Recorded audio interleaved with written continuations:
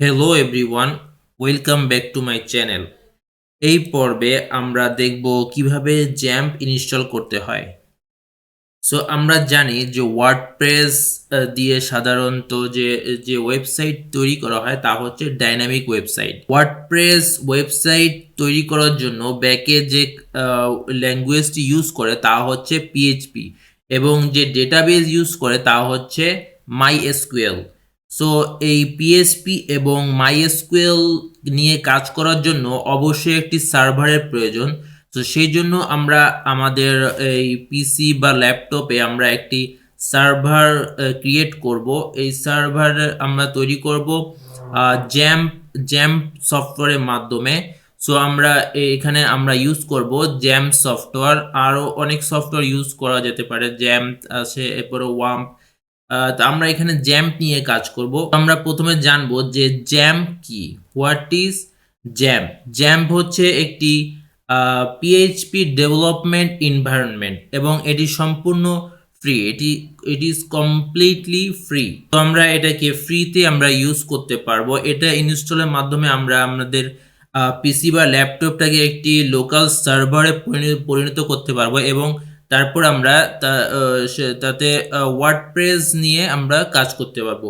WordPress install করার জন্য, WordPress নিয়ে কাজ করার জন্য অবশ্যই সার্ভারের প্রয়োজন হবে। এই সার্ভার ছাড়া ওয়ার্ডপ্রেস নিয়ে আমরা কাজ করতে পারবো না। সো আমরা জ্যাম প্রথমে দেখবো যে জ্যাম কিভাবে ইনস্টল করতে হয়। আপনারা গুগলে গিয়ে সিম্পলি জ্যাম্প লিখে সার্চ করলে এটি চলে আসবে। এখান থেকে আপনারা যদি সিম্পলি যদি ডাউনলোডে অথবা এখানে ক্লিক করেন তাহলে এই ওয়েবসাইটে চলে আসবে। এরপর এখান থেকে দেখতে পাচ্ছেন গাইজ যে এখানে ডাউনলোড সবগুলো অপারেটিং সিস্টেমের জন্য এখানে রয়েছে উইন্ডোজ, লিনাক্স, ওএক্স। আপনারা যে অপারেটিং সিস্টেমটি ইউজ করছেন সেটার জন্য আপনারা এখান থেকে জ্যাম্প ডাউনলোড করে তারপর ইনস্টল করতে পারেন। সো ম্যাক্সিমাম আমরা উইন্ডোজ ইউজ করে থাকি, আমি এখানে উইন্ডোজ ইউজ করছি, যার কারণে আমরা এখান থেকে উইন্ডোজের জন্য এটি ডাউনলোড করব। যেখানে সিম্পলি ক্লিক করলে এখান থেকে গাইজ দেখতে পাচ্ছেন যে ডাউনলোডের অপশন চলে এসেছে। এখান থেকে আমরা ওকে করে দিলে এটি ডাউনলোড হয়ে যাবে। আমার এখানে এটি ডাউনলোড করা রয়েছে, যার কারণে আমি এটি এখন ডাউনলোড করব না, এটাকে কেটে দিলাম। ডাউনলোড করার পর এটি এখানে এভাবে চলে আসবে। এরপর এখানে সিম্পলি ক্লিক করে আমরা এটাকে ইনস্টল প্রসেসটি আমরা স্টার্ট করতে পারি। এখানে ক্লিক করার পরে এরকম একটি পপ আপ ওপেন হবে। এখানে আমাদেরকে এখানে ইয়েস ক্লিক করতে হবে। এরপর এর যে ইনস্টলেশন প্রসেস এটি স্টার্ট হবে। এটি একটু সময় নিতে পারে, সেজন্য অবশ্যই আপনাদেরকে একটু ধৈর্য ধরে ইনস্টল করতে হবে। গাইস দেখতে পাচ্ছেন যে এখন এটি এভাবে ওপেন হয়ে গিয়েছে। এরপর এখানে এখানে ওকেতে ক্লিক করতে হবে। এরপর এখানে এটি আসবে। এরপর এখানে নেক্সট, তারপরে নেক্সট। এরপরে এখানে এর লোকেশন দেখাচ্ছে। আমরা এখানে বাই ডিফল্ট সি ড্রাইভে এটি ইনস্টল হবে, আমরা এখানে এটি রাখবো। সি ড্রাইভে আমরা ইনস্টল করতে যাচ্ছি, সো এখানে সি ড্রাইভ রাখলাম। এরপরে এখানে নেক্সট, নেক্সট, সবগুলো নেক্সট দিতে হবে। এরপর গাইজ এটি ইনস্টল হওয়া শুরু করবে। এখানে একটু সময় নেবে, সেজন্য অবশ্যই আপনাকে একটু সময় দিতে হবে। নাও গাইজ এখানে দেখতে পাচ্ছেন আমার এখানে এটি ইনস্টল হয়ে গিয়েছে। আমি এটাকে ইনস্টল হয়ে যাওয়ার পর জাস্ট এখানে ফিনিশে ক্লিক করে দিতে হবে।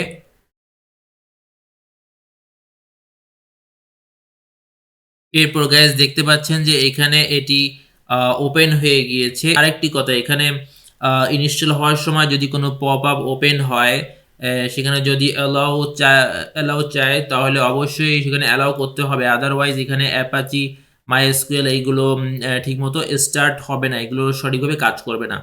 সো গাইজ এখানে দেখতে পাচ্ছেন যে এখন জ্যাম্প ইনস্টল হয়ে গিয়েছে এবং এর জ্যাম্পে যে কন্ট্রোল প্যানেল এটি ওপেন হয়ে গিয়েছে।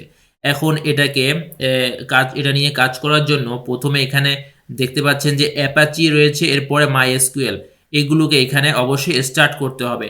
এখানে স্টার্ট ক্লিক করলে এটি স্টার্ট হয়ে যাবে। এখানে প্রথমে দেখতে পাচ্ছেন যে ইয়েলো কালার হলে এরপরে এর ব্যাকগ্রাউন্ডে গ্রিন হয়ে গিয়েছে। গ্রিন হয়ে গেলে আমরা বুঝবো যে এটি স্টার্ট হয়ে গিয়েছে। না এরপরে আমরা মাইএসকিউএলকে স্টার্ট করব। সো গাইজ দেখতে পাচ্ছেন যে দুটো অ্যাপাচি এবং মাইএসকিউএল দুটির ব্যাকগ্রাউন্ডে গ্রিন কালার হয়ে গিয়েছে। গ্রিন কালার হলে আমরা বুঝবো যে এটি স্টার্ট হয়ে গিয়েছে। ওয়ার্ডপ্রেস নিয়ে কাজ করার জন্য আপনাকে অবশ্যই সব সময় অলওয়েজ আপনাকে এই অ্যাপাচি এবং মাইএসকিউএল এই দুটোকে স্টার্ট করে নিতে হবে।